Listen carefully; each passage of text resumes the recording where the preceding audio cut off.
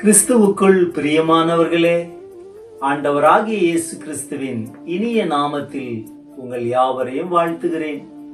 இந்த நாளின் தியானத்துக்கான வேத வசனம் 2 கொரிந்தியர் 4 அதிகாரம் 4 தேவனுடைய சாயலாய் இருக்கிற கிறிஸ்துவின் மகிமையான சுவிசேஷத்தின் ஒளி அவிசுவாசிகளாகிய அவர்களுக்கு பிரகாசமாயிராதபடிக்கு இப்பிரபஞ்சத்தின் தேவனானவன் அவர்களுடைய மனதை குருடாக்கினான்.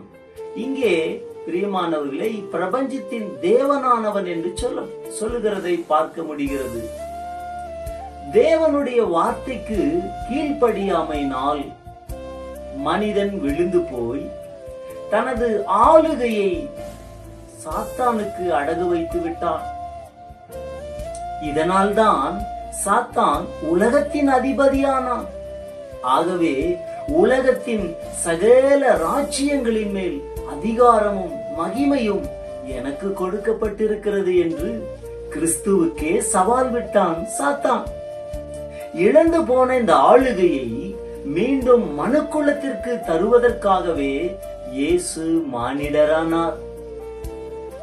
வானத்திலும் பூமியிலும் சகல அதிகாரமும் எனக்கு கொடுக்கப்பட்டிருக்கிறது.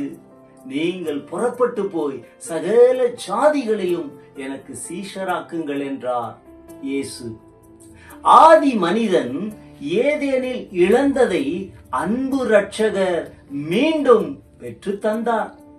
அவர் மரணத்திற்கும் பாதாளத்திற்கும் உரிய திறவுகோள்களை உடையவரானார்.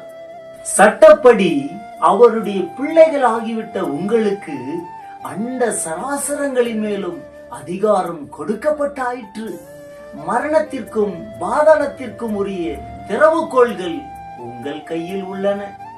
ஆகவே அடைக்கப்பட்ட கதவுகளை திறந்து உங்கள் ஆசீர்வாதங்களையும் நன்மைகளையும் கிறிஸ்துவுக்குள் சுதந்தரித்துக் கொள்ளுங்கள். கர்த்தர் தாமே உங்களை ஆசீர்வதிப்பாராக. Amen. God bless you.